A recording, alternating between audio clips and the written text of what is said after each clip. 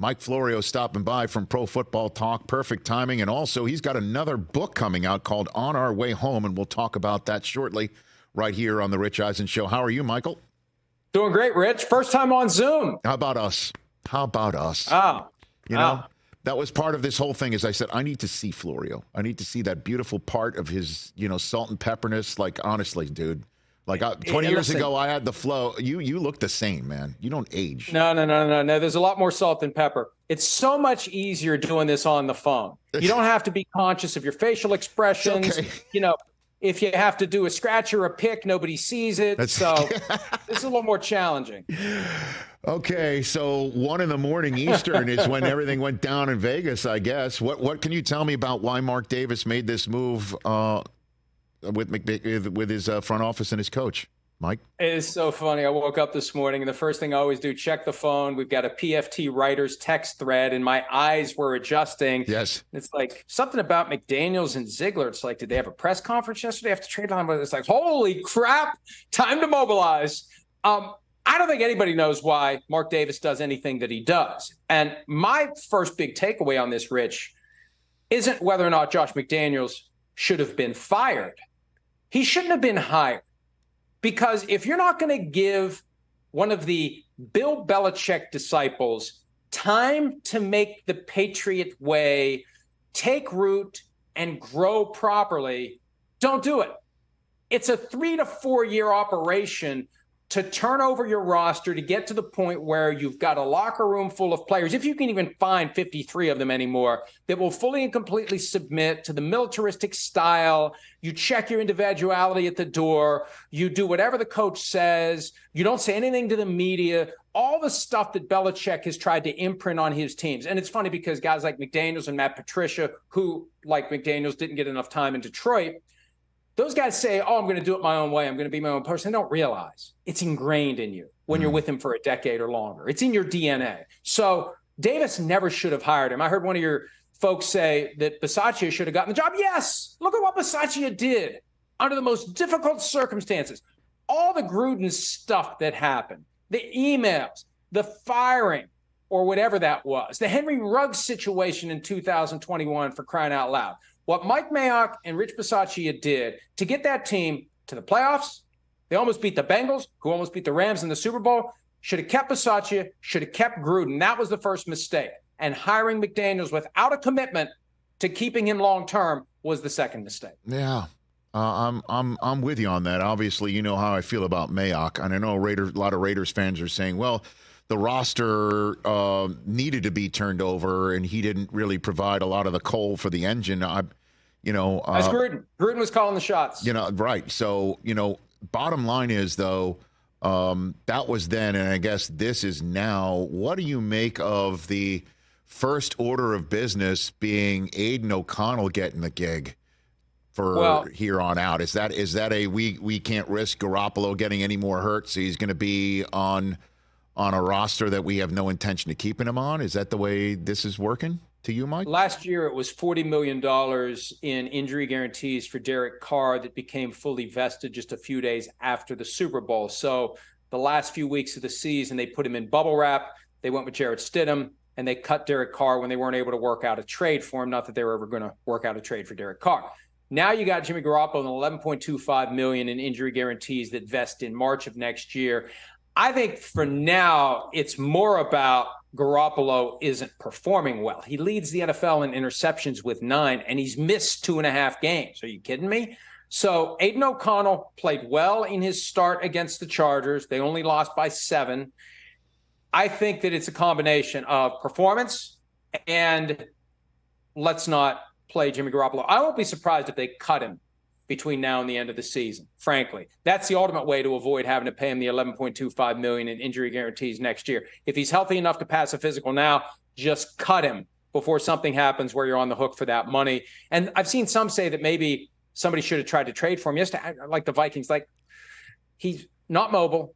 He can't process information quickly. He's not consistently accurate. He's hurt all the time. I mean, other than that, sure, why not?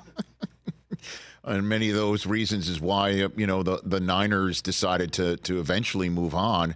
It's just kind of stunning, man. A year and a half in. And so what do you What's your general sense, I guess, of where the Raiders might go from here once the dust settles, do you think? Well, every time a firing happens, Rich, with plenty of time left in the regular season, we'll hear someone say, well, the Raiders have a head start now on conducting a full and complete search and turning over every stone. And we know damn well that every owner knows who he wants to hire the moment the last coach is fired. So he knows who he wants. Now, could he change his mind between now and then? Maybe. What if Antonio Pierce turns it around?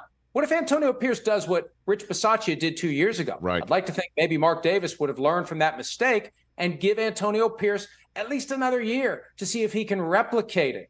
So keep an open mind, conduct an expansive and inclusive and broad search, and defer any decisions until the appropriate time after the season is ended. This is an opportunity to make a really good hire, but that's the problem. Look, as Jed York once said during a period of intense dysfunction with the 49ers, you can't fire the owner. And the problem is Mark Davis. The guy that's made a bunch of bad decisions over the past 12 years is going to make the next decision. Is he going to make a good decision? His track record tells us probably not. So that's what we have to factor into this as well. And I also wonder, Rich, who he's getting advice from. Like, how involved was Tom Brady in whispering in Mark Davis's ear as to whether or not he should fire Josh McDaniels? How much will Brady be involved going forward? Was John Gruden talking to Mark Davis? All these guys are advised by someone. I'd love to know who gave Gruden or who gave Davis his advice and whether Gruden was involved in telling him what he thought he should do with Josh McDaniels. I thought you were going code red on me right there, Mike. I thought that's where you were going with that answer. So what's your best guess who is in Mark Davis's mind then right now? You know, there's already chatter about Jim Harbaugh, and I don't know that Harbaugh is going to be very attractive to an NFL team, depending upon how deep this rabbit hole goes with the Kaiser Soze situation up in Michigan, right? That guy's popping up everywhere. Like, how can Harbaugh? Like, Harbaugh said that he didn't know anything about it. Well, at a certain point, you become Mr. Magoo. If this program of stealing signs was as vast as it appears to be, he wanted the Minnesota job. He thought he was getting the Minnesota job. That's my understanding. The Vikings went with Kevin O'Connell, interviewed for the Broncos job this year. They went with Sean Payton. I don't know that there's an escape hatch. And when they pushed the story on Sunday, the Sunday Splash report about Harbaugh possibly being suspended by the league if he's suspended by the NCAA, well, I don't know what rule would support that. It would be antitrust, frankly, for the league to do it.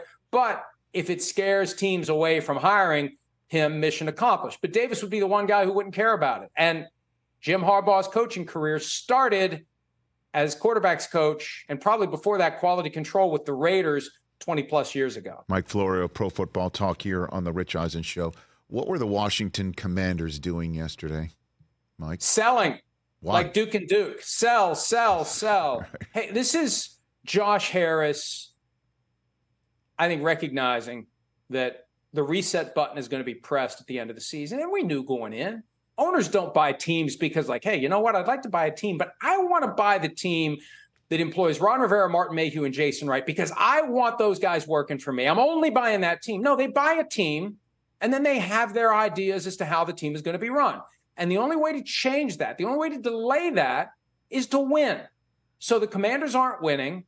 I suspect Ron Rivera very much would have liked to have Chase Young and Montez Sweat on the roster the rest of the year to try to turn this around and get the 7th seed and save his job. But Josh Harris recognizing changes are afoot for the Commanders. I suspect it's going to get blown up after the season.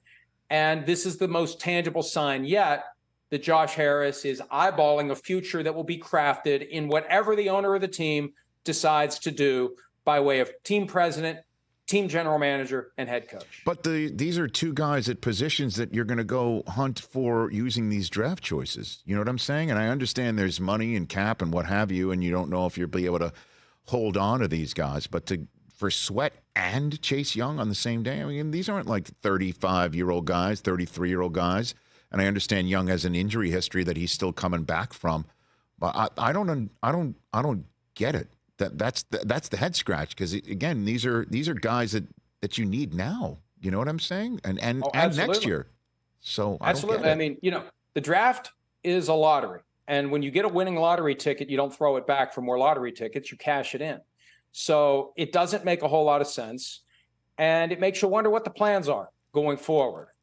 Maybe the extra draft picks make the team more attractive to whoever it is Josh Harris wants to try to hire. There's some rumors out there on the grapevine. There's some theories out there about potential candidates to take over the team. Possibly a coach who we think is going to be fired by the Patriots, but might be traded by the Patriots to the Commanders when the season is over. Who knows?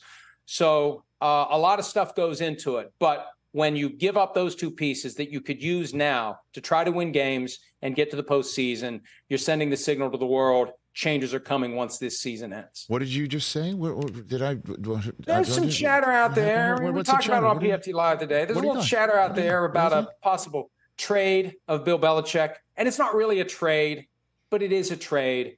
The Commanders would call the Patriots after the season and say, what compensation would you want if we were to contact Bill Belichick and talk to him about coming to Washington and being our head coach? And he'd say yes. What compensation would you want? They reach a deal. They give him permission to talk directly to Belichick. They work out a deal and Belichick moves on. I think that Sunday Splash report from a couple of Sundays ago where Ian popped into the game day show and said that Belichick signed a contract in the offseason, lucrative, multi-year, et cetera. My first thought was that's from Belichick's camp trying to get out the word that he ain't getting fired during the season. But you know what? Based on some chatter out there about Belichick to the Commanders, maybe, Rich, it was a message by the Patriots to anyone out there that would want Belichick. You're not just going to be able to hire him. You got to deal with us. We got his rights. He's under contract with us. So we'll finish this season. We'll see who's out there looking for a head coach, and we'll wait for the phone to ring.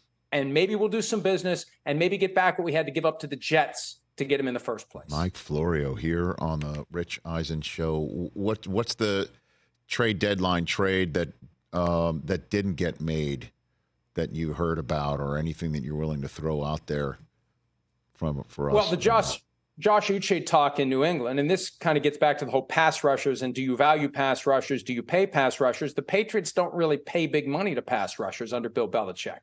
And the talk was any of their guys in the last year of their contract, especially Uche, someone to watch as a potentially available player, because let's go ahead and get the compensation for this guy. Yeah, he walks away in free agency. Yeah, there's compensatory draft pick consideration, but that was one that I kind of had an eyeball on. I still was thinking that somebody was going to make a play for Derrick Henry. I'd been saying for weeks, Derrick Henry to the Browns.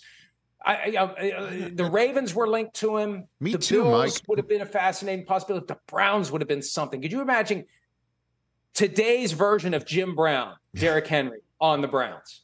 Yeah, or Dallas, or anywhere but Tennessee, although maybe Will Levis's performance caused them to say, let's see what we can do with DeAndre Hopkins scoring 3 touchdowns.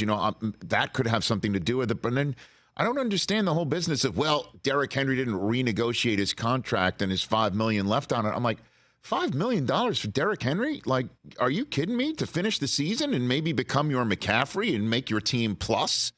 Ravens plus, Bills plus, Browns plus. Like, I don't get that. I would have absolutely flipped a draft choice of significance, because then who the hell is this kid in college? You're keeping the amorphous possibility of drafting somebody late in the first round that could be great, or Derrick Henry now.